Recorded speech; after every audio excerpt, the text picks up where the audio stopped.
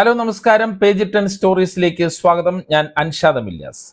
Messi വരുമോ ഇല്ലയോ? ഇതാണല്ലോ ഇപ്പോൾ ഏറ്റവും പ്രധാനപ്പെട്ട ചോദ്യം. എങ്കിൽ കേട്ടോ, മെസ്സി വരില്ല എന്ന് തന്നെ 99% ഉറപ്പിക്കാം. ബാക്കി 1% കാര്യം, അതായത് മെസ്സി അടങ്ങുന്ന അർജന്റീന ടീം കേരളത്തിൽ വരണമെങ്കിൽ അത്യത്ഭുതം തന്നെ സംഭവിക്കണം എന്ന് പറയണം. എന്തുകൊണ്ട് മെസ്സി വരില്ല? എന്താണ് കാരണങ്ങൾ? നമുക്ക് നോക്കാം. കായിക മന്ത്രി പറയുന്നു സ്പോൺസർ ചതിച്ചെന്ന്. സ്പോൺസർ പറയുന്നു മെസ്സി ഉറപ്പായും വരുമെന്ന്. മാധ്യമങ്ങൾ പറയുന്നു മെസ്സി വരില്ല എന്ന്. ഇതിപ്പോൾ ആരെ വിശ്വസിക്കും എന്നുള്ള അവസ്ഥയിൽ കുഴങ്ങുകയാണ് ഫുട്ബോൾ ആരാധകർ. മെസ്സി കേരളത്തിലേക്ക് വരുന്നു എന്ന വാർത്ത ലോകകപ്പ് ഫുട്ബോളിൽ അർജന്റീന കിരീടം നേടിയ സമയം മുതൽ മലയാളികൾ കേൾക്കുകയാണ്. ഈ വർഷം ഒക്ടോബറിൽ അർജന്റീന ടീം കേരളത്തിൽ എത്തുമെന്നാണ് ഇതുവരെ അധികാരികളും സ്പോൺസർമാരും ഒക്കെ പറഞ്ഞിരുന്നത്. എന്നാൽ അതിനുള്ള സാധ്യത ഇല്ല എന്ന് പറയാൻ ഒന്നാമത്തെ കാരണം ഇതാണ്. അതായത് അർജന്റീനിയൻ ടീമിൻ്റെതായി പുറത്തു വന്ന ഷെഡ്യൂളിൽ കേരള സന്ദർശനം ഇല്ല. ഇത് സംബന്ധിച്ചുള്ള വാർത്ത ഇന്നലെ തന്നെ പുറത്തു വന്നതാണ്. പകരം അർജന്റീന 2026 ലോകകപ്പ് തയ്യാറെടുപ്പുകൾക്കായി സൗഹൃദ മത്സരങ്ങൾ കളിക്കുന്നത് ചൈന, ഖത്തർ, ആഫ്രിക്ക എന്നിവിടങ്ങളിലാണ്. മാത്രമല്ല മെസ്സിയുടെ ക്ലബ്ബായ ഇന്റർ മിയാമിയും കേരളത്തിലെ മത്സരത്തെക്കുറിച്ച് ഒരു അറിയിപ്പും ഇതുവരെ നൽകിയിട്ടില്ല. നമ്മൾ മനസ്സിലാക്കേണ്ട കുറച്ച് കാര്യങ്ങളുണ്ട്. അന്താരാഷ്ട്ര മത്സരങ്ങൾ നടത്തുന്നതിന് ഫിഫയ്ക്ക് കുറെ മാനദണ്ഡങ്ങളുണ്ട്. യഥാർത്ഥത്തിൽ കളിക്കാരുടെ അവകാശം ആത്യന്തികമായി ക്ലബ്ബുകൾക്കാണ്. രാജ്യങ്ങൾക്ക് മത്സരമുണ്ടെങ്കിൽ ക്ലബ്ബുകൾ കളിക്കാരെ വിട്ടു നൽകണം. അതാണ് ഫിഫ റൂൾസ് ആൻഡ് റെഗുലേഷൻസ് പറയുന്നത്. രാജ്യാന്തര മത്സരങ്ങളും ക്ലബ്ബ് ടൂർണമെന്റുകളും കൂടിക്കുഴയാതിരിക്കാൻ നേരത്തെ തന്നെ ഷെഡ്യൂൾ തയ്യാറാക്കുന്നതാണ് ഫിഫയുടെ രീതി. അതായത് 2031 വരെയുള്ള അന്താരാഷ്ട്ര മത്സരങ്ങളുടെ ഫുട്ബോൾ കലണ്ടർ ഇപ്പോൾ തന്നെ റെഡിയാണ്. ഈ ഷെഡ്യൂളിനിടെ ഒഴിവുള്ള സമയം നോക്കിയാണ് സൗഹൃദ മത്സരങ്ങൾ പ്ലാൻ ചെയ്യുന്നത്. പക്ഷെ അപ്പോഴും 6 മാസങ്ങൾക്ക് മുമ്പ് തന്നെ സൗഹൃദ മത്സരങ്ങളുടെ ഷെഡ്യൂളും ടീമുകൾ ഫിഫയ്ക്ക് നൽകണം. അർജന്റീനയുടെ ഇങ്ങനെയുള്ള സൗഹൃദ മത്സരങ്ങളുടെ വിൻഡോയിൽ കേരളത്തിലെ മത്സരം ഉൾപ്പെടുത്താനാണ് നമ്മൾ ശ്രമിച്ചത്. പക്ഷേ അതുണ്ടായില്ല. ഇതിന് പ്രധാന കാരണം സാമ്പത്തിക പ്രശ്നമാണെന്ന റിപ്പോർട്ടുകൾ ഇതിനകം പുറത്തു വന്നു കഴിഞ്ഞു. അതായത് മത്സരങ്ങളുടെ സ്പോൺസറായ റിപ്പോർട്ടർ ടിവിക്ക് അർജന്റീന ഫുട്ബോൾ അസോസിയേഷനുമായി സാമ്പത്തിക ഇടപാടുകൾ ഇതുവരെ പൂർത്തിയാക്കാൻ കഴിഞ്ഞിട്ടില്ല. എന്ന് പറഞ്ഞാൽ അർജന്റീന ടീമിനെ കേരളത്തിൽ കൊണ്ടുവരാൻ ചെലവാകുന്ന തുകയായ 175 കോടിയുടെ പകുതി അഡ്വാൻസായി അടയ്ക്കാൻ കഴിഞ്ഞില്ല. ടീമുമായി കരാർ ഒപ്പിട്ട് 45 ദിവസത്തിനകം പകുതി തുക അടയ്ക്കണം എന്നതായിരുന്നു ധാരണ. അത് തന്നെ തെറ്റി. സ്വാഭാവികമായി അർജന്റീന ടീം വേറെ മത്സരങ്ങൾ ഷെഡ്യൂൾ ചെയ്ത് അത് പുറത്തുവിട്ടു. ഈ ഷെഡ്യൂളിൽ മാറ്റം വരുത്തുക ഏറെക്കുറെ അസാധ്യമാണെന്നാണ് ഫിഫയുടെ നിയമാവലി നോക്കുമ്പോൾ നമുക്ക് മനസ്സിലാക്കാൻ കഴിയുന്നത്. അല്ലെങ്കിൽ പ്രകൃതി ദുരന്തം, സുരക്ഷാ ഭീഷണി തുടങ്ങിയ അസാധാരണ സാഹചര്യം വേണം ഈ ഷെഡ്യൂളിൽ മാറ്റം വരാൻ. ഇനി ഏറ്റവും പ്രധാനപ്പെട്ട കാര്യത്തിലേക്ക് വരാം. റിപ്പോർട്ടർ ടിവിക്കാർ പണമടച്ച് റെഡിയാക്കി എന്നിരിക്കട്ടെ.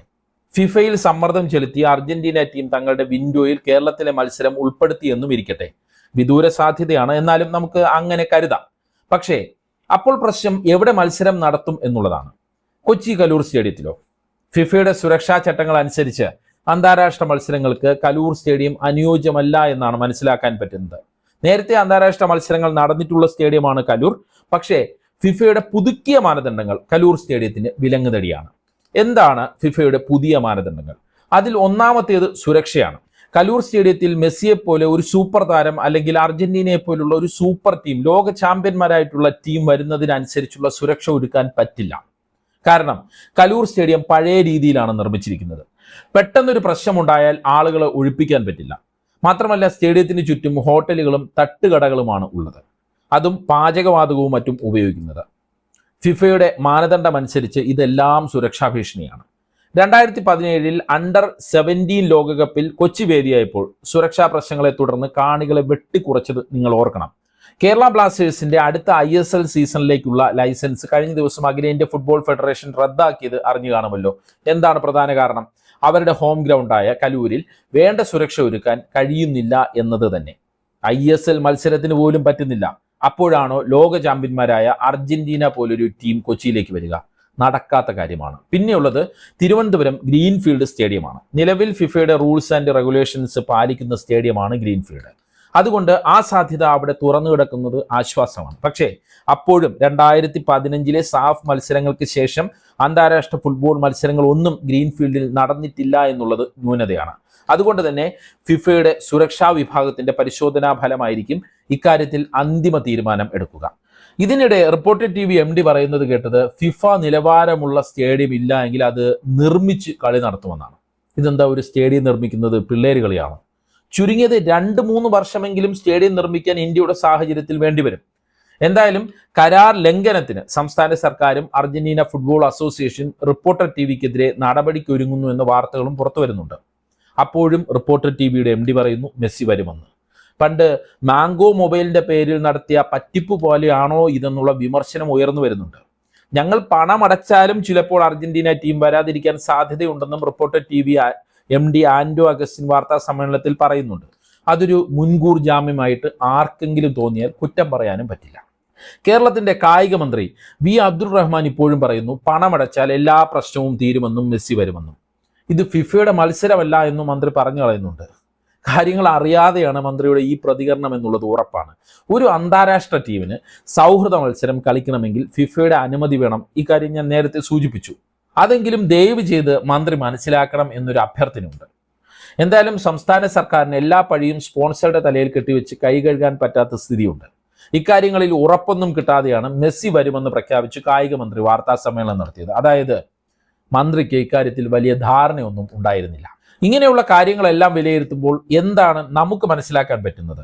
ഒന്ന്, അർജന്റീനയുടെ ഷെഡ്യൂളിൽ ഇതുവരെ കേരളമില്ല. ഇനി അത് ഉൾപ്പെടുത്തുക എന്നുള്ളത് വിദൂര സാധ്യതയാണ്. അത്യത്ഭുതം തന്നെ സംഭവിക്കണം.